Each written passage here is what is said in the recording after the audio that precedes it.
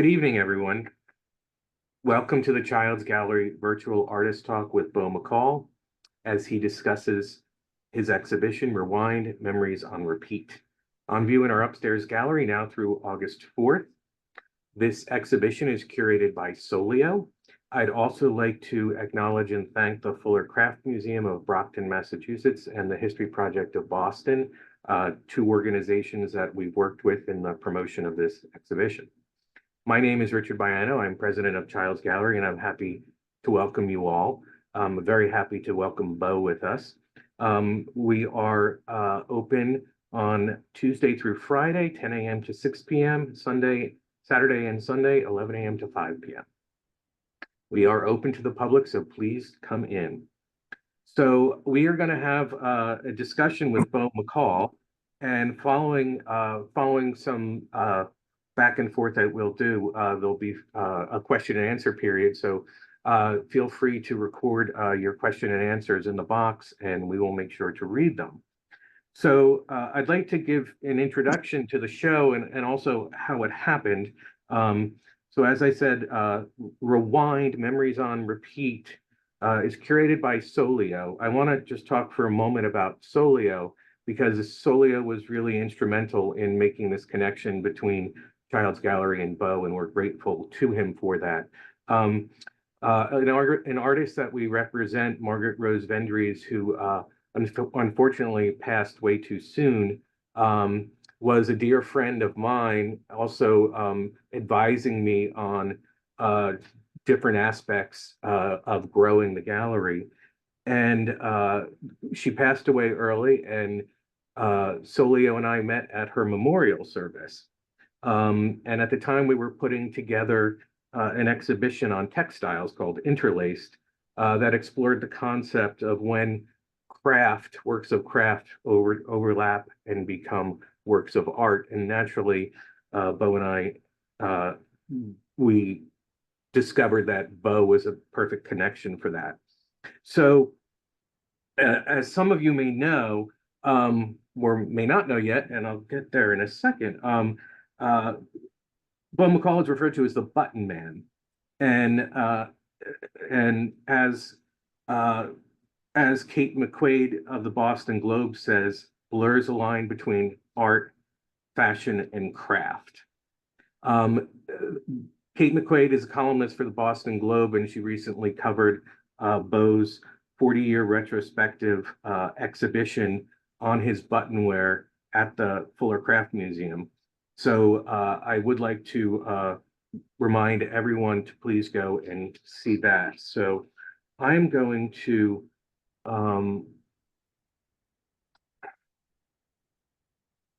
so that's the exhibition at the Fuller Craft Museum. It's called Buttons On. Very nice photo of Beau. And then here is the piece that will be in the Boston Globe. It's going to be in Sunday's Globe, so I welcome everyone to take care of it and to pick one up. So the exhibition, Rewind Memories on Repeat, features photographic collages from McCall's debut book, Rewind Memories on Repeat, which honors the legacy of 10 of McCall's deceased friends, and we'll get into that in a moment. Each collage is created by hand using Beau's personal archival materials, photos, papers, and then they are embellished with his images of his button work. They really, to me, recall memories from a time of innocence, before the scourge of HIV and AIDS, before it was fully known, and when queer life was full of celebration and music. So the arc of Beau's life is that he was born and raised in Philadelphia and moved to New York City, I think at the rough age of 26. So I'm going to just now turn it over to you, Beau, and I would just like to start by asking you just some simple biographical questions. Tell me about yourself and how you discovered that you were a creative artist. I'm Beau McCall. I was born and raised in Philadelphia. I was born in public housing. At the time, I had three siblings, two younger brothers and a younger sister. And at that time, the projects were relatively new. So they didn't have the stigmatism that they have today. So most of the families that lived there, both the parents were there. Most of the kids either went to the public school across the street, or we went to Catholic school that was up the street. It was a great environment. Then we had a lot of after school programs, and there was day camp, summer camp, and my mom had us in all those different types of programs. So early on, I discovered that I like to create things. I didn't know why, I just did it. And a lot of the crafts I learned at, these after school programs and summer camp. And then my mom, she liked to decorate. So I paid attention to what she was doing in our apartment, as far as color scheme, as far as patterns, as far as the type of furniture and knickknacks that she was picking out. And at the time, we didn't have the typical apartment with Jesus on the wall and all this furniture that was too big for the apartment. My mother was very forward. She's very modern. She used to upcycle then, before upcycle had a name. And then at the time, we would be embarrassed to go out with her because she would be picking through trash, and we would go to junk stores, we would go to thrift shop, rummy sales, you name it. We would have to go to all these different places with her. And at the time, I really didn't know what she was doing. And then one day we went, it was just her and I, and we went into one of her favorite spots, and it was raining. So I was forced to go inside because normally me and my brother would stay outside and wait for her to come out. So this particular day, I went inside, and that's when I discovered what she was doing, that she was really curating things. She just wasn't picking up things and putting them on the counter and saying, "Oh, I'll have this, I'll have that." She carefully selected the little trinkets and stuff that she would get, and she would bring them back and clean them up and polish them up, and they would be knickknacks. They would be stuff to put on the coffee table, all over the house. And then this was that's the time where contact paper was a thing, right? So our whole kitchen was herringbone, black and white checks, right? And she would just go from one extreme to the next extreme. And then her and my dad, they both were very, very stylish in their youth. So of course, when you're a kid, you don't be anything like your parents. So I took a little bit of my mom's style and a little bit of my dad's style, and I created my own style. And from there, that's where the creative bug, it just started eating away at me. And then my mom's younger sister, my Aunt Marlene, she was creative. So we would make jewelry out of bones. Like if we had spare ribs, chickens, pork chops, or whatever we ate, we would turn it into jewelry. We used to make the little seed bead necklaces. We used to make jewelry out of pasta. We did everything. And then, I just kind of ventured out on my own and just started experimenting with all different types of things. I knew I was creative. I had to be creative because I had two brothers that were athletic. I can and I didn't get their genes. So it started early on. Like when I was in elementary school, I was constantly, somewhere creating stuff. And then I was a very shy kid. So, they left me alone. They left me in my solitude. And, when I would come out the room, I would say, "Look what I just made." So how did you come across buttons and start using buttons as your primary form of communication? Well, the button thing, that was another thing that happened by accident. By this time, we had moved into a house. And of course, everybody's basement has the gamut of everything in the basement. And my mother had this little tiny Maxwell House jar of buttons. And I used to iron in front of this jar of buttons. right? And every time I would iron it, it kind of seemed like I was having a conversation with the jar. Like the jar was telling me, come open me, explore, experiment. So as time went on, I would open the jar, look at the buttons, put them back, open the jar, look buttons, put in the back. And then, my mom was still doing her thrift shopping. And she came home one day and she had this black sweater. And I said to myself, well, I think this was a good time to experiment with these buttons. So after she saw that I, was interested in the buttons and, working on the sweater, she started going out sourcing and collecting buttons from me. So that's the beginning. That's So wonderful. it took about 6 months to finish the sweater. I had no technique. I had no idea what I was doing. All I knew was I was sewing these buttons to the sweater to embellish this sweater. And when I got finished, I wore it to a club. And I got rave reviews at the club. I said, I'll make another one. And she came home and she had this green sweater vest. And I did the sweater vest. And shortly after that, I moved to New York. And from the very beginning, still till this day, my mom still collects buttons for me. If I go home to Philadelphia now, she'll have a bag, a can, a jar of dusty old buttons in a bag or something. And she'll say, oh, those are for you. These are in this corner, these in that corner, whatever.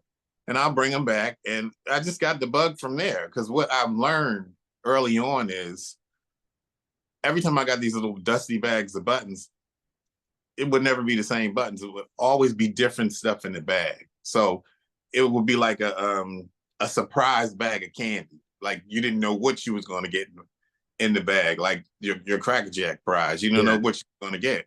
So that was interesting to me before I really started taking it serious. I knew that it was all these different variety of buttons in the universe. So that kept me interested. One of the things that I thought was interesting as I was walking through your exhibition is that two things. One, the buttons are actually sewn, so you're using buttons as they are to be used, but also the buttons themselves kind of influence the composition and the arrangement of the buttons and the additional things, which I think is exactly what you're describing. And Right, how because now I wonderful use buttons as a language. yeah.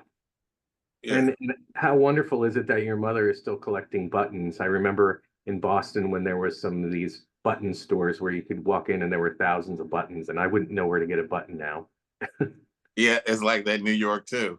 Because even when my mom, she goes to some of her little places that she shops, and she'll ask for buttons. So I said, well, what do you tell these people? And she said, I tell her I'm taking them to the senior home, because if I tell her I'm taking to my son who's an artist, they'll charge me. They'll charge me more money for them. So So yeah. I like that you've always considered yourself an artist and not a fashion designer or a craft person. Um, do you have a favorite button? It on any given day that changes. Uh-huh.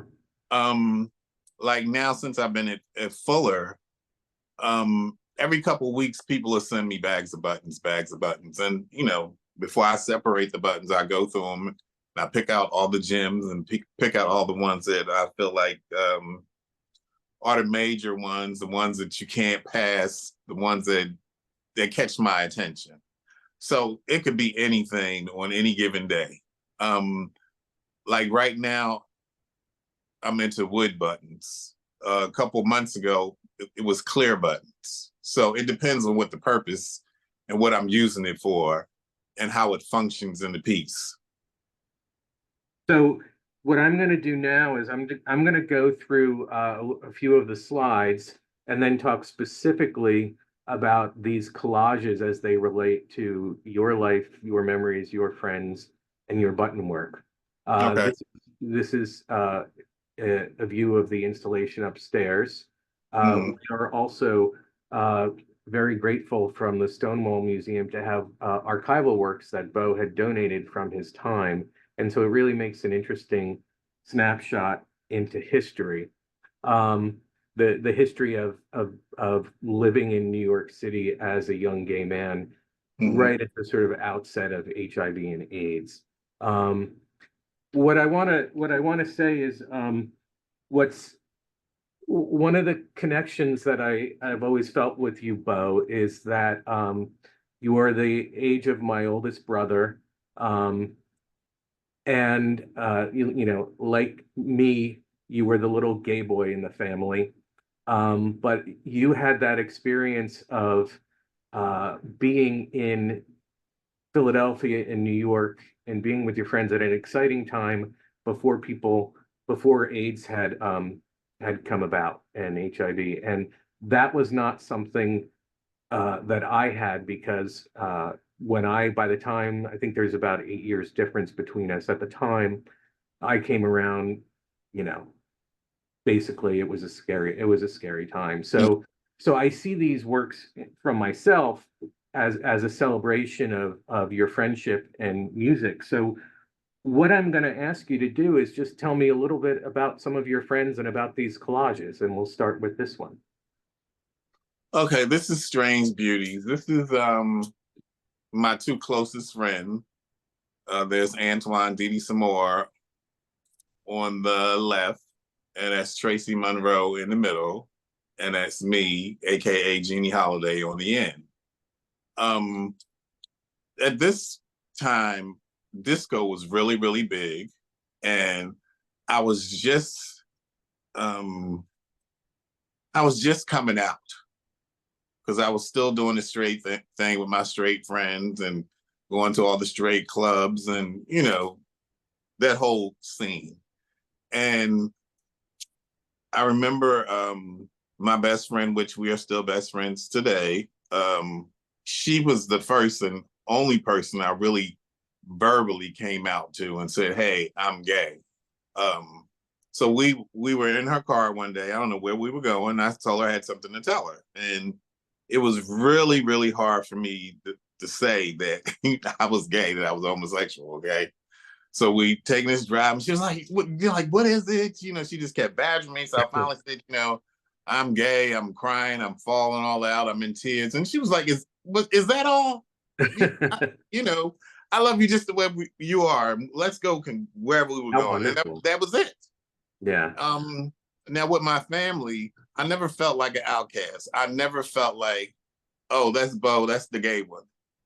They never made me feel like that. They never othered me. They never made me feel like I was different from the rest of the boys in the family.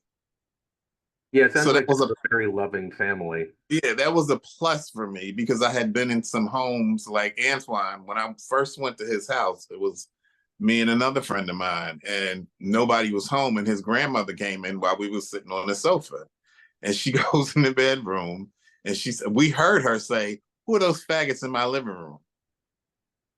So Hmm. we like, oh my God, like, do we get up and leave? What did we do? So we just sat there. She never came back out the room, and we left. And then well, maybe a couple years later, after we all really got close and we got to know each other's family, I confronted her about that, and she she denied it.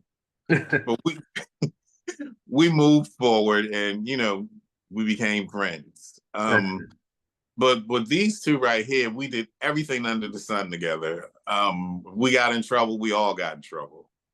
Um, Can I uh, ask how old you are at this stage and if you're in Philadelphia or in New York? I'm still in Philadelphia. I'm probably around 22, 23, something like that. Um, it was an exciting time. We had just started going to the clubs together. Um, the main thing we did, we would sit in Tracy's mother's kitchen and we would listen to oldies, especially girl groups. We loved girl groups. And by the time we came up with Strange Beauties, the girl groups influenced us, and then we started listening to punk rock music. So we saw Deborah Harry on TV, and we fell in love with her. And the next day, we went out. I went out and bought Parallel Lines, which was the big album at the time. And then we listened to the album, and we loved every song on there. And we went back and we bought all the Blondie records. So, for those of you that may not know, Strange Beauties was a band that Beau was in. So, what instrument did you play, and did you make any recordings? Well, actually, we were all vocalists, and how the band came about, we started going to this club called the Hot Club, which was a punk club. And then they would have punk events at the Elk Center. So we would go to all these events, and they did not judge us. They let us come in, they let us be who we were, and we were in drag, and we slam danced. We did everything they did, we did it. And we had a good time doing it. So we came up with the idea that we should start our own band. And two of my cousins are musicians. And Tracy convinced me to get my cousins to play for us. I didn't want to do it, okay? Because they had been playing for years, all the local circuit in Philly. And I asked my cousin, who was a drummer, would he play for us? So he said, yeah. And then Tracy's sister's boyfriend, James, lived next door, and he played the bass. So it was them two and us three. That's how it initially started. And we would go hang out, and I started writing songs about, some of the stuff that we were doing at the time. And then as time went on, we got another bass player, we got a keyboard player, then we had a full band. And then we started renting rehearsal spots and, making up our own tunes, and it just moved forward from there. I'm going to go to the next slide so you can tell me a little bit about some of these. And again, I think the music is such an overall important part of your story. And then, we taped all the rehearsals. So I have a whole bag of tapes of all the rehearsals. I think we recorded 4 demos, and I might have wrote maybe 10 or 20 songs that we will rehearse, trying to perfect the songs, because none of us was really musical. We would just, plan it by ear. If it sounded good, we would try it. The first collage with the cassette in it, we actually went to a professional studio to do some group shots, and we had no idea what we wanted to wear. So Antoine has these ripped up stockings on as a shirt, and then all these little toy trinkets around his neck that were like a necklace. And I have on my second button sweater in this piece and this long skirt. And then Tracy, when we all came out of the little dressing area, Tracy had on this cat suit and and a pair of panties. And we were like furious. Like, at the time, there's no lead singer. You trying to pull Diana Ross on us. Like, we laughed it off, but we were mad. We were pissed. And then the center photo, that's from the same session. And then I spliced the best shots and made this collage with the best shots. And I still think in the end, it still worked because we were all portraying the personalities that we were projecting. And Tracy was more of a sex diva. Antoine was more hard and street and edgy. And then I was more artsy. So it kind of worked. Then the photo on the end, we were putting our makeup on. And when we would put our makeup on, Antoine would be the first one to get ready. He would be the first one done. He had his own hair. He had a head full of thick hair. And I don't think he was the prettiest one out of all of us, but he would get dressed real quick, and he had these little slashed eyebrows. And Tracy and myself, sometimes we would take like an hour and a half to put on makeup. Like it was an art form to putting on makeup. And I tell people, if I was ever addicted to anything, it was makeup. We would see Grace Jones or Deborah Harry or Diana Ross, and I would copy their eyes and incorporate them into my own drag. So that shot is us getting ready.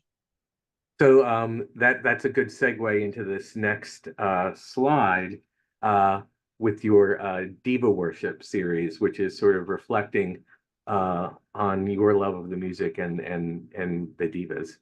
Mm-hmm. Did you? Now, go ahead. Yeah, I was gonna say, did you ever meet any of these people in real life? Oh yes, yes. I met Deborah Harry recently. And then I went to a lot of her book signing. I remember I saw her at J&R Music World, which was a record store here in New York City. And when it was finally my turn to get up to her to sign my CD, I told her, I said, Debbie, I said, you're the first white woman I ever loved. And she thought that was so funny. She was like, Chris, he said he loved me. I'm the first white woman he ever loved. Oh, I remember listening to her. I loved her music.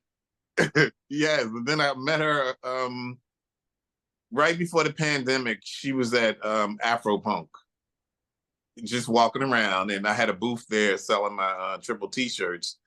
And I was having a conversation with somebody, and Solio said to me, "There's your girl." I'm like, "Who?" He was like, "Deborah Harry. She just walked by." And I ran from the booth and chased her. And I was like, "Oh, Debbie, I love you." Blah blah blah blah. And I brought her back to the booth, and I gave her one of my shirts. Oh, and, awesome. She said to me, she said, "Get all the pictures you can get now because you're going to use them for promotion later." Which at the time I didn't know she was writing a book. Oh, And interesting. a couple months later, she was in the New York Times with my shirt on. Oh, that's amazing. Yes. Is And then, is that how you started to get known for your button wear? Because I know that you kind of took a break from it for a while. But then there's been this sort of wonderful rediscovery of your work.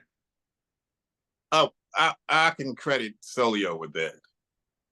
Early on, I was my own model. I was my own muse. And then when we got together and we decided that, we were going to be a couple. He's young, he's thin, he's gorgeous, okay? So every time we would go to these different events, I would style him in some of my button outfits. And it sort of took off like that because everybody would want to know where he got that from, who made it, who did it, and word of Fascinating. mouth started happening. Well, I And want and to point it out, still happens. I'm sorry to interrupt. I just want to point out to people that the Fuller Craft Museum has published a very beautiful catalog on the show, and Solio is the model for all of the works. And you'll certainly see what Beau is referring to because they almost seem like they were made for him. Yes, they were. I mean, they are because usually, in the beginning, like I said, I was creating them for myself. And then we got together, and as I'm, going through the process, this is with everything, especially with the wearables. He'll say, "Is that for me? Is that for me? Is that for me? Can you make me one too?" So he's perfect. Yeah. He's perfect for all of my stuff. I wish I had images of the catalog, but in the Boston Globe, you'll see Solio featured as well. So these are two lovely collages. So this is Ma Renee. And Renee's claim to fame is his underground hit, Miss Honey. And Beyonce's last album, the Renaissance album, she sampled Miss Honey. But Wow. Miss Honey has been going on for at least 30 years. Renee lived in my neighborhood. He lived around the corner from me. I met him through Antoine. He was one of those people. I always describe him as he was the one who, to me, who had the it factor. Like if you saw him, he just had this explosive vibe with all this energy, and very artistic, very articulate. The way he walked, the way he spoke, the way he expressed himself, the way he did his drag, like the drag that RuPaul's drag race is doing right now. He was doing it like 30 years ago. It was like people, they didn't know where he was coming from. He would have these kabuki faces on. He would have all kind of stuff to the extreme. And then he had a very, very eclectic vintage wardrobe.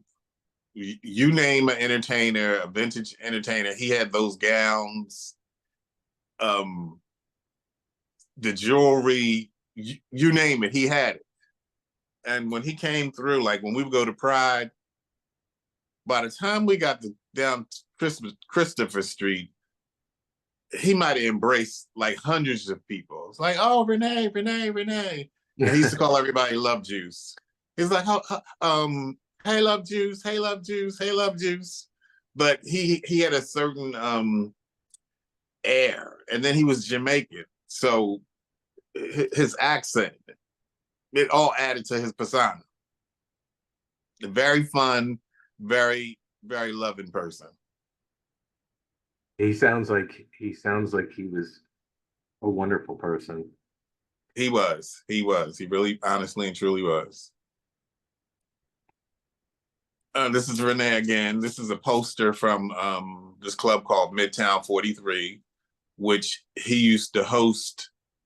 They would have entertainment. He was the host there. And then the second picture, I forget where he was performing this particular night, but he would turn up. You don't know how he was going to come from behind the curtain. Fascinating. He was fascinating, trust me. Yeah. I do have a question that came up in the chat, which is, what do you use? What do you do with the buttons that you don't use? Oh, they're all stockpiled in storage. I have thousands of buttons sitting in my apartment. Buttons are everywhere. I don't get rid of any buttons. When people want to donate buttons, I don't turn down anything. I take all the buttons. They're all of value to me. The dullest button, I can figure out how to bring it to life. So no, I don't dispose of anything. I save them all. And I'm sure they end up in future projects too. Yes, of course. So how did the concept for celebrating your friends this way come about? It came about, my friend Trey. Trey used to come over a couple times a month from Philly to New York. And for a couple hours, we would sit at my kitchen table and we would just talk about old times. And sometimes we would get drunk as a skunk and he would leave the next morning. But in those conversations, we would always say to each other, who was going to be the last one to tell the story? Because by this time it was dwindling down and only he and I could relate to the stories that we were telling because we knew the people that we were talking about. And unfortunately, a couple of years after that, he passed on. He had he died in his sleep of a diabetic coma. He went into a diabetic coma, right? And that left me at the table by myself to tell these stories.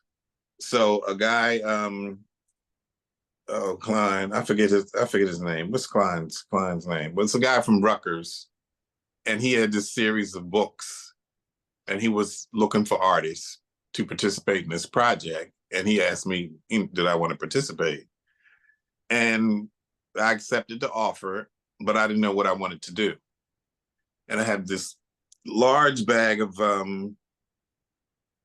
photographs from 20, 30 years ago that I often used to visit, right? And I stopped going through the bag because depending on what time of day it was, I will be really, really happy and joyful about it.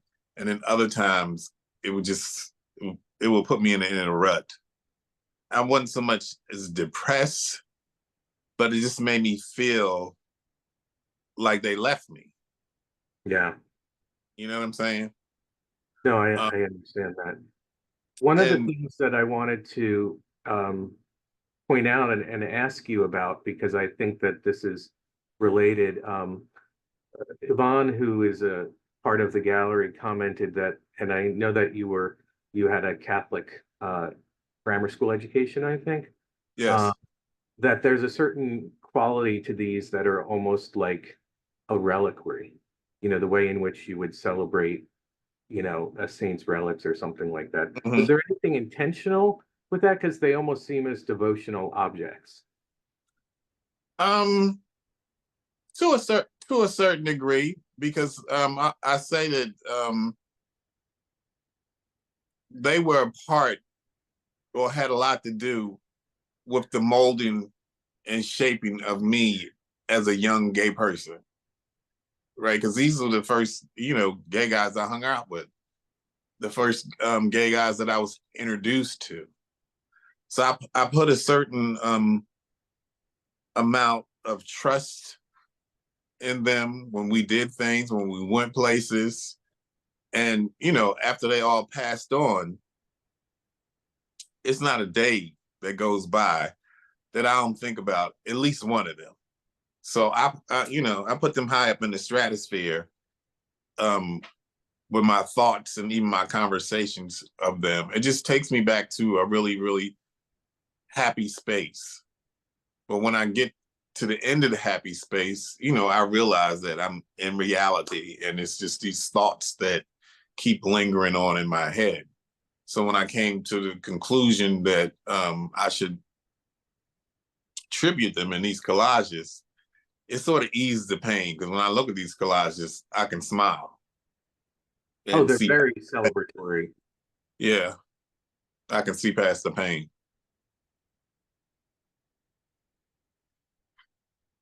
This is Joey, aka Erica Worrell, and Joey was a Dionne Warwick freak to the fullest. Okay, um, he like patterned his mannerisms uh, after her. The way she held her microphone, um, if he saw pictures of her eating food or whatever, he would have his pinky up. He would certain fingers would be raised. Um, the way she would walk, he was just obsessed with Dionne. So when we would go to Joey's house, you can only listen to Dionne Warwick, right? From A to Z, Dionne, Dionne, Dionne, Dionne, Dionne, Dionne, and possibly Whitney Houston because they was related. But that's the only person he would listen to. And his I love drag persona was he always said he was class and sophistication. And I remember we was out in the bar one night and he was just getting on my nerves with this prissy proper bullshit, right? Because we was the punk girls. So we didn't want to have nothing to do with portraying ourselves the way he did. So we were sitting at the bar and he ordered a drink and he was into his class and sophistication. I said, you know what? You're really trash and solicitation. And he threw his drink in my face. So, we laughed it off because, we were friends. But he was a mess. He was a very he had a good heart. And then towards the end, he was trying to get into politics. Now, I don't know how the drag was going to work with him being the city council person because I know they was going to pull up all of that stuff. But he actually was gearing up to try. That's very nice. Oh, and how we met. This is an important story. I met him through Trey. And Trey told me, he said, "Oh, it's this new queen downtown that has these gorgeous legs." And I always prided myself with having the best legs in Philadelphia. Okay, and you got to see him. You got to see him. He's got these beautiful legs. So we went out one night, and I saw him, and I spotted the legs. I was like, "They're okay. They're not better than mine." And that's how we became friends. We just kept comparing our legs and, talking shit to each other. And then we became close friends. That's And great. this, the first picture in the red, that's Trey. That's who I met Joey from. Trey was a singer. He sounded like Sylvester and Nicholas Ashford. He had one of those church kind of soprano voices. And we could be walking down the street. He would just start howling and screaming, like hitting church notes and stomping and all this kind of carrying on. He was so much fun. And then he had a head full of thick hair that when he combed his hair out, it looked like a 60s bouffant. And like we would go shopping, and we mainly would go music shopping because he had a music room, and he had to have at least 10,000 CDs in his room. So if I would say, "Oh, Richard is coming over," and he'll say, "Well, who did Richard listen to?" And I would say, "Oh, he listened to that, and then he would go out and buy all that music. Or we'll be in a record store, and he would buy like the soap opera stars that would have CDs out. I'm like, "What? Why are you buying that?" He's like, "So and so might come over. They might like this." So he was very, very knowledgeable, and his palette for music was very extensive. Um, we argued about a lot of stuff, and then we used to do this thing called the challenge. And what we would do is we would get cassette tapes, and we would pick a song, and we would go in our archives of music, and we would pick 10 or 15 artists that sang that one song. Oh, wow. And then we would send it back to each other and see who had the best tape. We Oh, did that for years, but it would just be one song. And you would listen to the different renditions and the different stylings of different artists who sang this one song. well, what's really interesting about that is, in today's worlds of Spotify, no record stores, and no one understanding what a cassette is, the the the Yeah. the fact that you could actually have access to that many people singing the same song is pretty remarkable. Mm-hmm.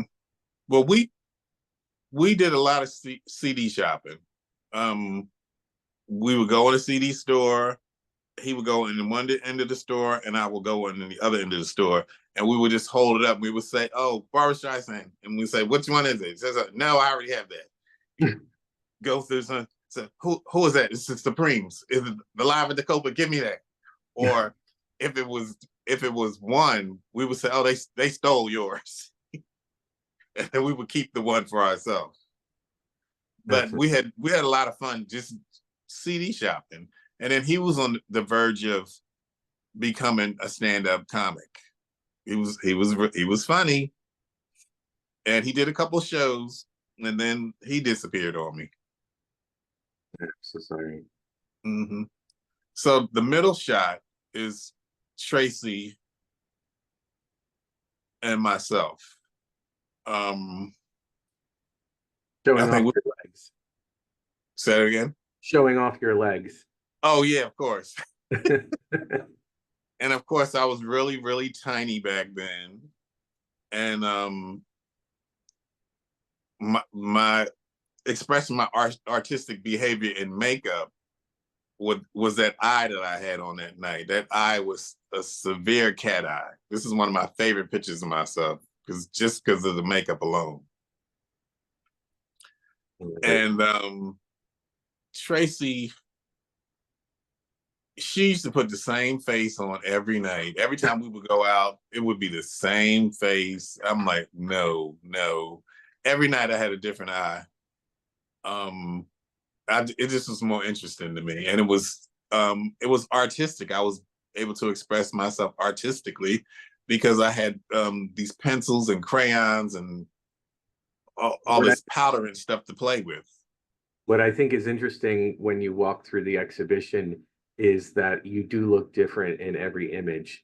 And sometimes I have to be like, is that really Beau? I had a great time with no makeup. Yeah. Uh-huh. So this person on the end, that's Bianca. And Bianca probably was a teenager when we first met Bianca. Um, Very innocent, very naive. She was about 6'2". She just like a just big giant doll baby. And I remember we were out thrift shopping one day, and I found this old T-strap black sequence dress that I had picked out for myself, but it was way too big for me. And I gave it to Bianca, and she looked fabulous in this dress. And she had her little ballet flats on. She was just adorable. And she ended up getting murdered. Ugh. That was another one. It just hit me in my heart because she was so young. She really hadn't lived yet. Was that in New York or Philadelphia? No, that was in Philly, yeah. Yeah.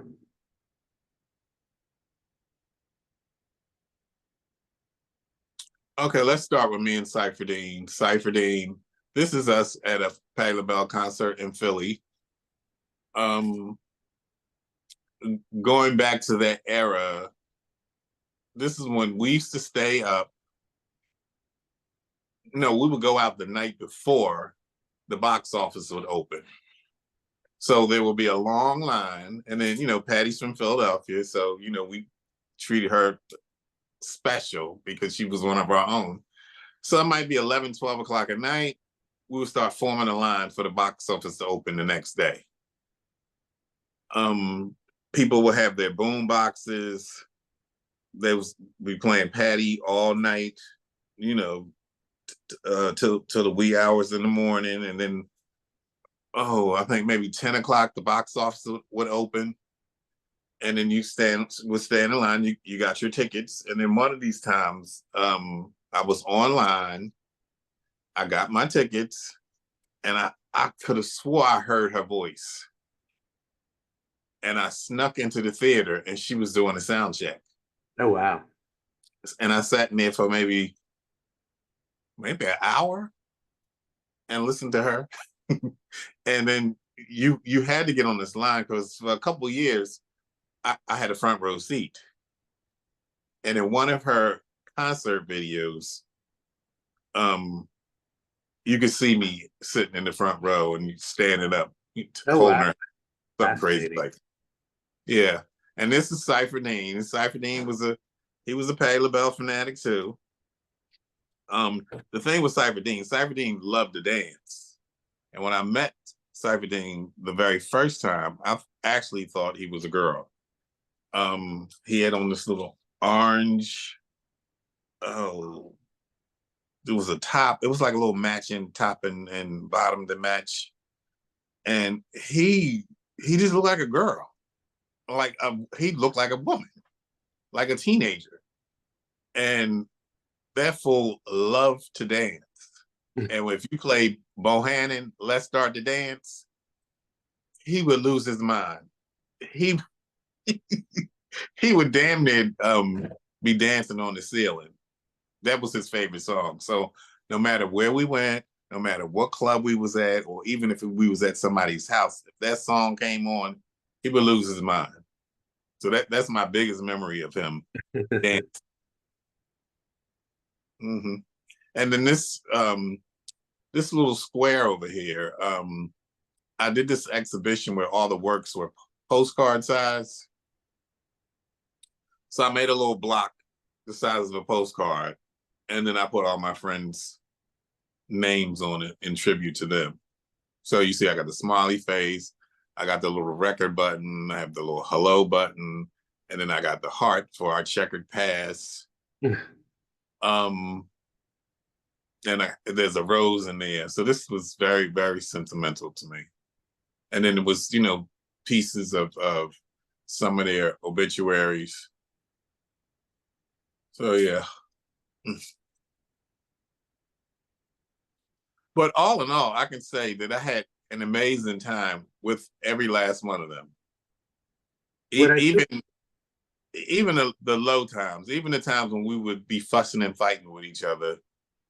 When I look back on some of the stuff that we was fighting about, it was this silliness. It was this stuff that you do when you're young. But I wouldn't trade them or that experience with them for the world. Because like I said, when I think about them, it makes me happy. It makes me smile. well, and I think the artwork um projects that. Again, that they feel like a celebration of life and of music Hmm. and of buttons. Of course, buttons. Yeah. Did your friends ever wear any of your button wear? Trey has the picture in that red shot.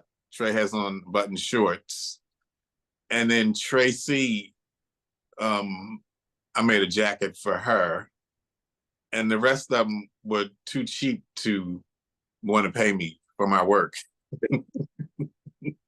That's funny. Hmm. So when you moved to New York, had all of your friends passed at that point? All except for in the beginning when I first got here. Every time somebody would call me, they would tell me about somebody who passed on, and then it kept getting closer and closer to my circle, and then it started to happen. It started with Antoine, and then Joey, then Charles, then Bianca, just one by one.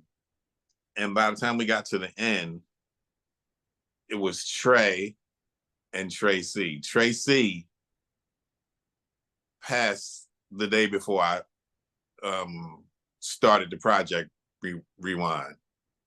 So it was really, really emotional to get through the process Yeah. because I kept having to relive everything I went through with them when I was putting these pieces together. And sometimes, I would laugh, and other times I would cry, and then, I would have to pause and stop and, collect myself and get back into the work. It was really, really, really painful. But in the end, it was worth it because I was very satisfied and pleased with how the outcome of the project. Well, and your friends do live on through the project, which I think is Hmm. really what art is about. Yeah, they will be happy about it. Well, it's funny because I definitely feel like I'm reliving or imagining what it was like to be a part of that scene when you were young in the 80s, you know? And another part for me was frightening is when AIDS and HIV surfaced. Um, Most of them had already been out. Most of them had a lot of experience sexually. I haven't really got there. So I think part of that is what saved me. Yeah. Because I hadn't had no experience and it was still like I was still very apprehensive about having intercourse. So most of the time I wouldn't do it. And then the times that I did have my little rendezvous, I know it wasn't about what you look like and all that kind of stuff. I was just lucky that Yeah. I chose the right folks to sleep with. The when I I guess I moved to Boston in 1998, and at the time I was in my early 30s, and there were very few people in the generation above me that were alive, and everyone uh, that I know now that are from that generation all say the same thing: is like, there but for the grace of God go I, because it could have just as easily been me. And I think that that's what I like about this series is that you're kind of recapturing that spirit of innocence before all of this stuff. Hmm. It really is, um, a wonderful tribute. So, do you are there are there are there any sort of friends that were sort of part of this that you're still in touch with, like even tangentially? This maybe two people. Somebody that I recently reconnected with that is a part of this history that we hadn't spoke to each other in at least 20 years. And when we talked, the same conversation that I'm having now, we sort of, relived all the things that we went through. And, we did the checklist of who's currently not with us. And it's a lot of folks who a lot of associates that I had that it's a long, long, long list of people that are no longer here. No, And it's like, do you remember this person? Do you remember that person? Most of them are all gone. There's no. a handful of people that are left from that era. Well, I want to thank you for uh, both sharing your thoughts on your friends and the work, but also for creating this work, because I do think um, it's a wonderful snapshot in time and a wonderful tribute to your friends. And Um, then you also too, Richard, I really had to sit with myself to figure out how much of myself that I wanted to reveal. Right. And at this point in my life, I don't have nothing to lose. So I'm like, okay, let's just go with it. but isn't it wonderful when you let go and you let that happen? Yeah. you know, because, one of the things that was striking to me about going to see the exhibition at the Fuller Craft Museum is just the overall impression of it when you see it. And then um, the juxtaposition of learning about your friends and then seeing your button wear, I think is really fascinating. Um, I would recommend that everyone go and see the exhibition at the Fuller Craft Museum. Where is it going to after this? It's going to San Francisco. I think it's the Museum of Art and Design, I think. Terrific. Yeah. Well, I want to, we're already at 7, and I want to thank you for a fascinating conversation and for sharing your stories. I want to thank everyone for being here. Also, I just want to remind everyone that the show is up until August 4th. The works can be seen on our website or in person. Please feel free to call, and don't forget to get your copy of the Boston Globe on Sunday. So with that, thank you very much, Beau. Give my best to Solio, Well, and we shall see you soon. thank you, Richard. Thank Thank you, you. team Child's Gallery, and thank you for all who came and listened to me rant and share my stories. Thank you. It was wonderful. Thank you.